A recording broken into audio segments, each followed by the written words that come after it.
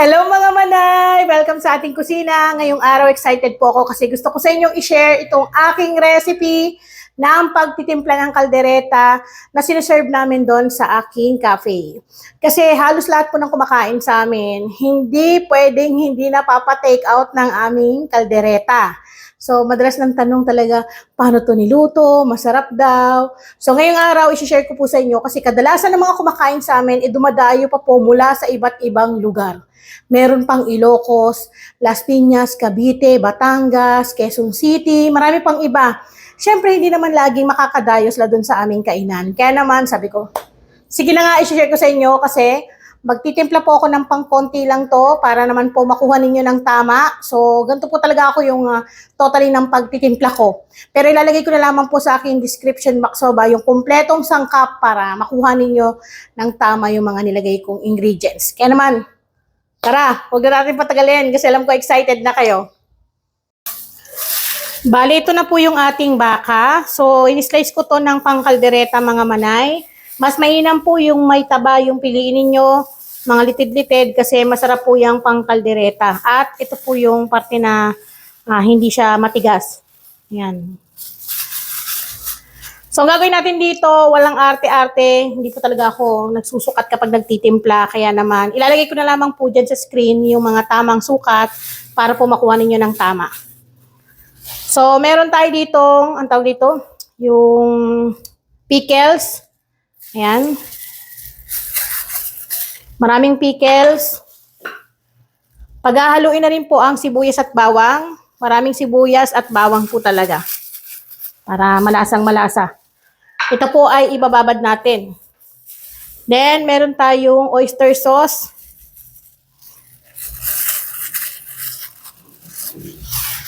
Sama-sama na po yan dyan. Susundan din natin ng isang pack ng tomato sauce.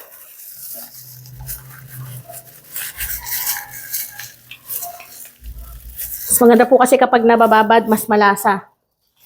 Then, pigaan natin ng kalamansi. Kahit mga 5 piraso lang po. Yan. 5 piraso. Tapos, lalagyan din natin to ng toyo. Pag nagluluto po talaga ako ng mga ulam, hindi po talaga ako nagsusukat, pero mabibigyan ko kayo ng tamang sukat para dito sa recipe na to.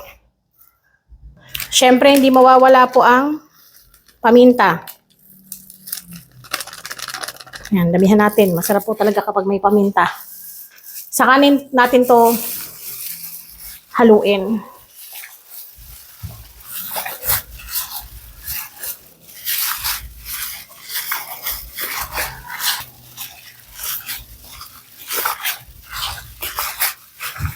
So, ito po, ipapak ko to kasi pambenta po namin to para may idea kayo kapag gusto nyo rin gawin. Gusto nyo rin magluto, pambenta nyo sa mga kasamahan ninyo, sa trabaho, kung meron kayong karinderya, kainan, pwedeng-pwede po itong recipe na to.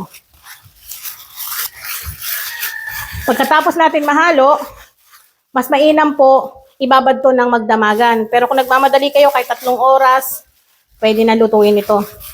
Ilagay ninyo sa chiller para mas maganda ang babad. Pero kung walang ref, kahit naman sa isang room temp lang, takpan nyo rin para hindi dapuan ng mga insekto. Ngayon, ito na po yung ating nababad na baka. So, pwede na tayong mag-start magluto. May nakasalang na rin akong kawali sa ating kalan. Kaya umpisa na muna natin ang paggigisa. Magpapainit tayo ng mantika. Kung mapapansin nyo dito, magigisa pa rin po tayo. So, unahin ko yung bawang. Kahit meron na tayong bawang, sibuyas dun sa pagbabad natin, nagigisa pa rin po ako. Kasi para sa akin talaga, masarap kapag ginigisa yung karne bago lutuin. Para talagang nababawasan din yung anggo kasi pag baka maanggo eh. Then susundan natin ng sibuyas. Sangkutsahin lang po natin na maigi. Palalantahin lang natin tong sibuyas bago natin ilagay yung nababad natin na karne. Then, kapag lanta na, lalagay na natin yung karne. Marami-rami itong ilalagay ko. Saglit. Sana magkasya. Ayan.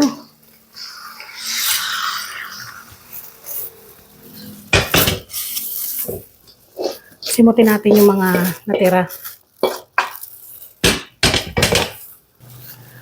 Then, haluin natin.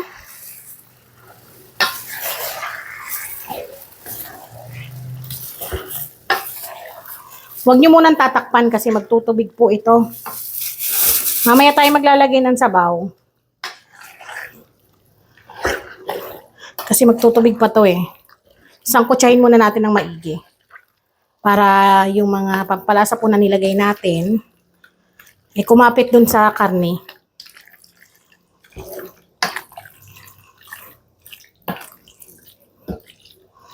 Hayaan muna natin ito.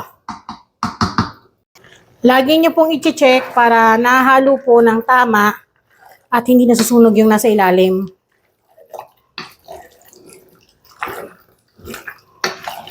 Pagkahalo, hayaan ulit ng ilang minuto, tas balik ulit.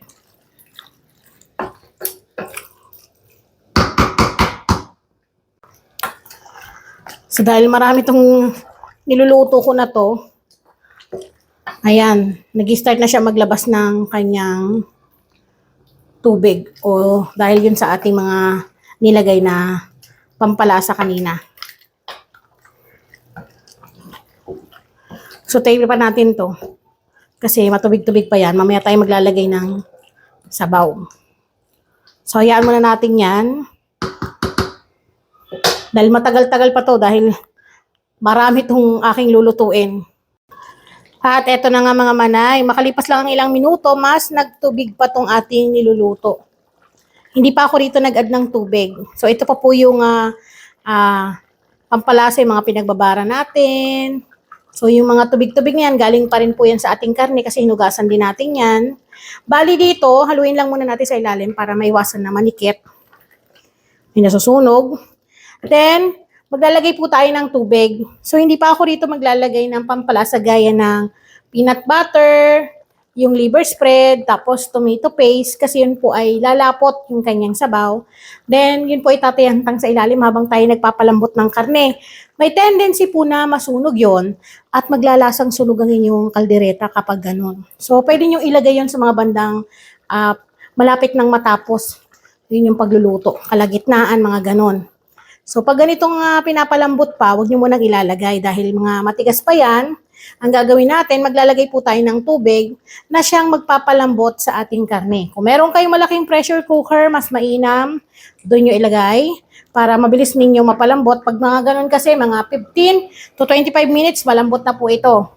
Pero dahil nandito na siya, dito ko na yung palalambutin, matagal-tagal nga lang po pag dito sa kawali. So, maglagay tayo ng tubig. Ayan. Then, haluin lamang po natin.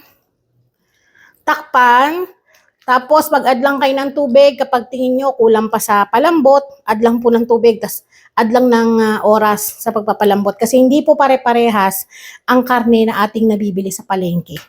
Kaya, mas mainam na i-check. Kapag malambot na, edi okay, magandang klase ng karne. Bata pa yung inyong nabili pag ganon. So, tatakpan na natin yan. Then, hayaan po natin yan, pero i-check din natin ng maya-maya para din. Naiwasan yung may nasusunog or may naninikit sa ilalim. Eto na po mga manay, malambot na yung ating baka. Muntik nang masunog. Ayan o. So, kapag napalambot na natin yung baka, pwede na tayo maglagay ng ating tomato paste.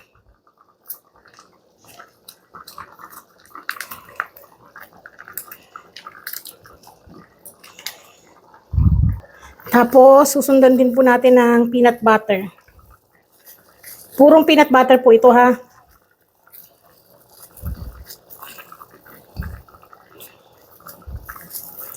Para masarap na masarap.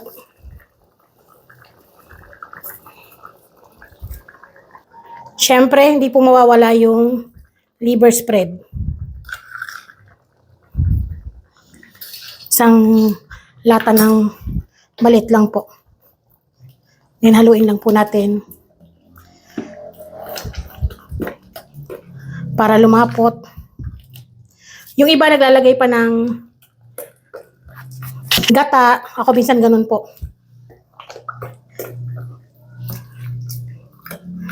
Tapos lagyan lang natin to ng tubig para hindi sobrang lapot. Ayan mga manay, hindi ko na napakita. Kala ko naka-on yung camera. So nag-add na ako ng tubig nito. Kaya pansin nyo, dumami yung kanyang sarsa. Tapos lumapot po talaga ng todo yung sarsa natin. So pwede pa kayo maglagay ng mga pampalasa dito na gusto ninyo. Nadagdagan ko pa to ng tubig kasi malapot talagang sobra. Oh. Tansyahin nyo lamang po yung paglalagay ng tubig din ha. Ayan, okay na to. Then papakulan ko lamang po ito.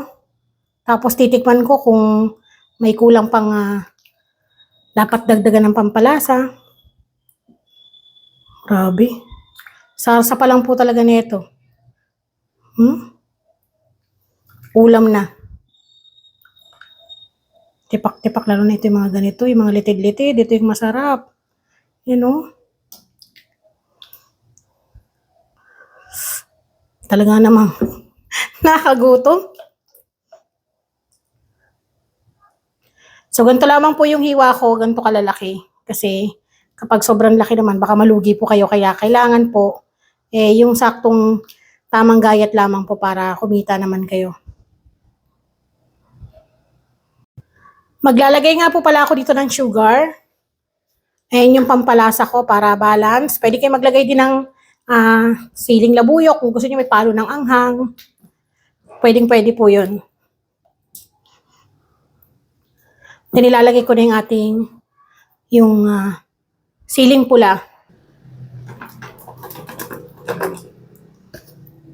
Kasi luto na po ito eh.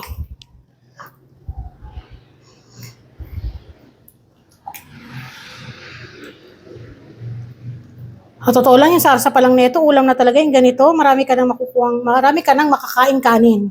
Tipak-tipak na. Ayun o, lambot na po. Ayun o, ang lambot. Yung mga ganito talaga o. Kagutom.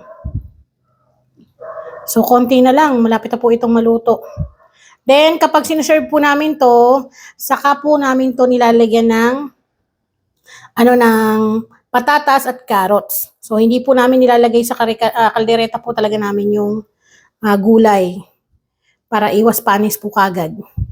Kapag sinerve na po, sa po kami magpa-fry ng gulay, ipang toppings, then siserve sa aming mga customer.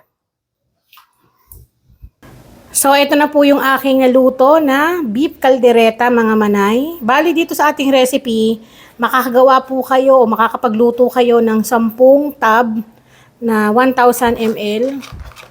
Ayan, dinadamihan ko po talaga yung sarsa kasi yan po ang madalas na nare-request sa amin ng aming mga customer. Dahil yung sarsa pa lang neto, talagang tataob na ng ilang cups ng kanin. So, ganyan po yung style namin. Pina-fry po namin yung gulay bago namin lalagay sa ibabaw kasi nakakaiwas po yun para hindi kaagad ganun kabilis mapanis yung ating kaldereta. Yan o. Ang daming laman.